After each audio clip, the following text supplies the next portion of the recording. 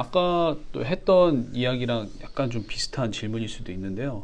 한국에서 변호사로서 이민을 준비하시는 분들한테 조언해 주실 만한 말씀들이 좀 있을까요? 네, 있죠. 네. 먼저 말씀드릴 거는 한국에서 미국으로 와가지고 변호사를 하고 싶다 이런 생각을 하시는 분이 계신다면 예.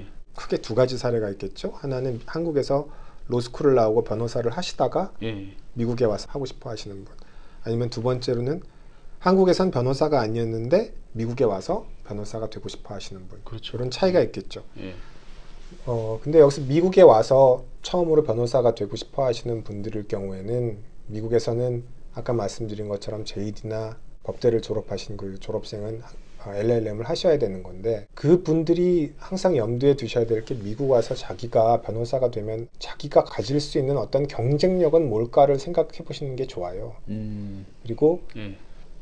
변호사는 전문 영역이 굉장히 다양하기 때문에 예. 자기가 잘할 수 있는 분야는 어떤 분야일까? 자기 전문성과 경쟁력은 어떤 분야를 보여줄 수 있을까? 이런 부분을 잘 생각하고 오시는 게 좋아요. 예를 들면 제 주변에 한국에서 대기업에 오래 근무하시고 그랬던 엔지니어 분이 계세요. 예.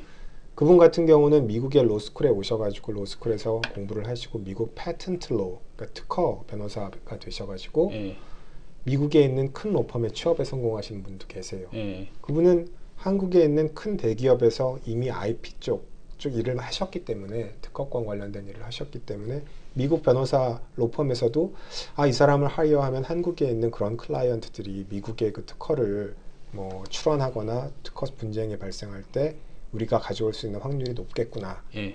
그런 그 어떤 어트랙티브한 매력을 줄 수가 있는 거죠. 그렇죠. 그래서 그분은 그렇게 성공하신 케이스도 있고, 또 한 분은 비슷하게 그런 대기업에 근무하시고 그런 대기업의 어떤 지적재산권 분야에서 일을 하셨던 분인데 한국에서 로스쿨을 다시 또 나오시고 미국에 와서 개업을 하신 다음에 그 관련된 특허 관련된 일을 하셔가지고 크게 성공하신 분도 있어요. 그런 전문성을 찾는 예. 분들이 있으니까 자기의 어떤 지금까지 해왔던 그 백그라운드나 공부한 내용들 이런 것들을 하고 미국에서의 어떤 연결고리를 찾아서 하시는 게 좋은 거고, 만약에 그런 게 전혀 없다, 뭐 한국에서의 그 어떤 리걸한, 저도 그렇겠죠. 저 같은 경우도 제가 가지고 있던 전문성을 미국에서 살려서 개업을 해서 일을 하고 있는 게 아니니까, 그럴 경우에는 결국은 제너럴리스트가 될 수밖에 없는 건데, 예. 그런 제너럴리스트가 될 경우에는 저는 조금 좀 완전 제너럴리스트는 아닌 게 로펌에서 잠시라도 일을 했었고 회사에서 일을 했었기 때문에 어떤 기본적인 비즈니스, 코퍼레이션, 이미그레이션 쪽 일을 경험을 했기 때문에 조금 차이는 있을 거예요. 하지만 결국은 개업을 하시는 수밖에 없는데, 개업을 했을 때 자기가 또 어떤 분야 일을 할 것인지, 크리미널을 할 것인지, 뱅크럽시 일을 할 것인지, 이미그레이션을 할 것인지, 아니면 퍼스널 인저리 교통사고를 할 것인지, 그 분야를 정하시는 게 중요해요. 너무 모든 거를 다 하는 식으로 그렇게 일을 하시게 되면 그러면은 그게 빠른 것 같지만 결국에는 자기 전문성을 살리지 못하고 손님들로부터 외면을 받기가 쉬워요. 뭐 거기 가면은 이것저것 다 하는 것 같지만 진짜 전문성은 뭐 딱히 없어 보여, 이런 소리를 듣는 게 굉장히 위험한 거거든요. 예. 그래서 개업하는 쪽을 다시 초점을 두고 말씀을 드리게 되면, 개업을 한다 그랬을 때는 절대 급하게 마음을 먹으시면 안 돼요. 그리고 미국에서의 비즈니스라는 게 어디서나 마찬가지지만 특히 미국 같은 경우는 레퓨테이션, 이 크레딧이 굉장히 중요하기 때문에, 그렇죠. 예. 더구나 이 전문직인 변호사 회계사나 아니면 다른 어떤 전문직일 경우에 그런 크레딧, 그 사람의 어떤 레퓨테이션이 깎이게 되면 자기 주변에 있는 한 사람을 놓치게 되면 그 한 사람만 놓치는 게 아니잖아요. 그렇죠. 예. 그 한 사람의 동서남북에 있는 네 분을 놓치고 그분의 또 동서남북에 있는 네 분을 놓치고, 이게 기하급수적으로 늘어나는 거거든요. 그래서 한 분한테 최선을 다하고 그 한 분한테 좋은 성과를 보여드리면 그분이 또 계속 가지를 쳐가지고 좋은 결과, 또 좋은 어떤 클라이언트 풀이 생기는 거고, 그거를 아까 말씀드린 것처럼 급하게 해결하려고 광고 많이 때리고 또 뭐 패럴리걸 사무장분들 여러 분 채용해서 그분들하고 어떤 간접적인 방법으로 프로핏 쉐어링을 한다든지, 또 아니면 무리하게 자기가 할 수 없는 그런 일들을 맡아서 한다든지, 그렇게 되면 그거는 자기의 어떤 퓨처를 언더마인하는 그런 결과이기 때문에 최소 3년, 길게는 5년까지 서바이벌 할 수 있는 경제적인 지원도 사실 필요할 거예요. 그렇겠네요. 네, 예. 그런 부분이 있고 또 하나는 그런 개업하시는 분이 꼭 그 필요로 하는 분이 멘토예요. 멘토. 음. 자기의 어떤 변호사 일을 도와줄 수 있고 조언을 줄 수 있는 선배 변호사분들, 그분들의 도움, 그분들의 가르침을 많이 받아야 돼요. 그런 부분에 있어서 그분들께 어떤 도움을 구하고 조언을 받고 인간관계, 그 진실된 관계를 만들고 하는 게 필요한 거죠. 저 같은 경우도 여기서 정착을 하면서 많은 분들 도움을 받았어요. 예.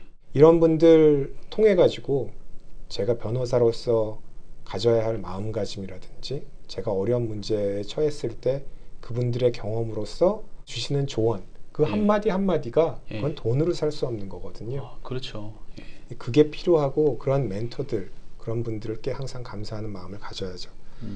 그리고 미국의 최근 통계에 의하면은 인구 10,000명당 변호사 숫자가 한 40명 된대요.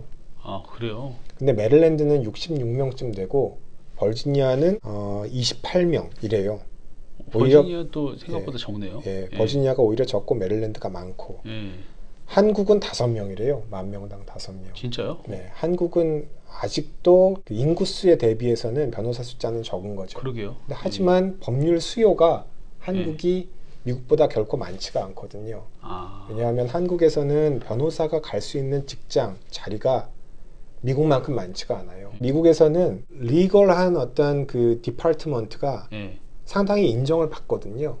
예. 리걸 팀이. 예. 그래서 어떤 회사든지 간에 그런 그 전문 영역이 따로 있고 회사마다 회사도 회사 또 무슨 공공기관 아니 예. 정부기관에 그 리걸한 워크를 하는 파트들이 많이 있어요. 예. 그래서 꼭 로펌만 변호사가 있는 게 아니잖아요. 그런 게 돼 있기 때문에 지금 보면 버지니아, 메릴랜드, DC 이 지역에 한인 교민들이 한 20만 정도 사신다고 비공식적으로 그 얘기를 하시는데요. 예. 그 중에 실제로 뭐 한 10만 명은 그 완전 그 코리안 어메리칸이셔가지고 그 어메리칸 커뮤니티에서 그러니까 실제로 미국의 커뮤니티에서 일을 하시는 영어가 더 편하신 분들일 수도 있는 거고 예. 한국에서 오시는 분들은 결국은 한국어를 더 편하게 생각하시는 그 코리안 커뮤니티 그 분들을 상대로 일을 하셔야 될 가능성이 높거든요. 그렇죠. 예. 한 가지 희망적인 얘기는 저는 그렇게 생각을 해요. 아직도 이 지역에 수많은 그 훌륭한 변호사님들이 계시지만 한국 교민들을 위해서 일을 하는 것만으로도 충분한 수요가 남아있다라고 생각을 해요. 그 이유가 여기에 뭐 광고나 이런 거를 보면은 한 100분 정도 계시려나요? 저도 정확히 집계는 안 해봤어요. 근데 10만 명인데 100분이면 많지 않은 거잖아요. 그렇죠. 만 명에 10명이면 미국 평균으로 따지면 만 명에 40명인데 변호사가 여기에 아무리 한국 변호사분들이 많으신 것 같더라도 열심히 하고 찾으면 그리고 서바이벌 할 수 있는 그 시간 동안만 열심히 버티고 정직하게 그리고 성실하게 일하는 변호사가 있다 그러면 저도 사실 제가 애들 셋 키우는 그런 가장으로서 그런 경제적인 부담만 좀 덜하다 싶으면 전 정말 좀 봉사하는 삶을 더 살고 싶어요. 제 손님들 중에도 노인 아파트 사시는 분들 많이 있는데 어떨 때는 찾아가서 보면 눈물이 날 때가 많아요. 이 멀리에 이역만리에 70년 80년대에 이민을 오셔가지고 여기서 힘들게 오늘도 그런 교민 한 분을 만나고 왔는데 힘들게 일을 하시면서 그분들은 아침에 나가서 밤까지 일을 하느라고 아이들한테 어떤 뒷바라지를 할 기회가 별로 없었고 또 그렇죠. 아이들한테 한국말을 별로 가르칠 수 있는 기회가 없어서 결국 자녀들은 미국에서 영어가 더 편한 세대로 자라났어요. 근데 이 1세대 분들은 여기서 돈만 벌고 그냥 직장에서 필요한 영어만 하다 보니까 영어가 그렇게 편하지가 않으신 거예요. 오늘도 절 붙잡고 자기가 메디케어, 메디케이드 다 있지만 병원을 가면 영어로 설명하고 의사한테 영어로 다 자기의 아픈 걸 호소를 해야 되는데 그게 힘들다. 그래서 아이들하고 같이 가고 싶어도 아이들이 뭐 그렇게 편하게 시간 내줄 수 있냐? 자기들 다 바쁜데. 그 특히 이민 사회에서 좀 네네. 그런 부분이 많은 것 같더라고요. 이거는 단순히 뭐 그런 이제- 의료 수요만이 아니고요. 예. 그 교민분들 중에 법률 수요가 있으심에도 불구하고 저도 사실 가족을 부양하고 그러다 보면 일단 제가 벌어야 되는 부분이 있잖아요. 그렇죠.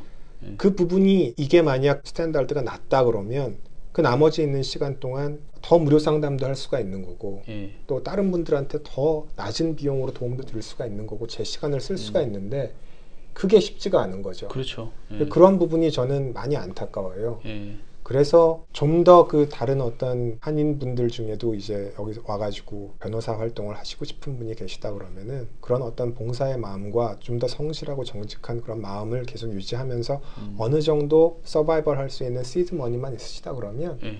저는 충분히 가능성이 있다고 생각을 해요. 그리고 한 가지 좋은 신뢰로는 유학을 오셔가지고 미국에서 변호사 자격증을 따게 되면 미국에서 영주권을 바로 신청할 수는 없지만 예. E2 투자자 비자를 신청하실 수가 있어요. 아, 그래요? 네.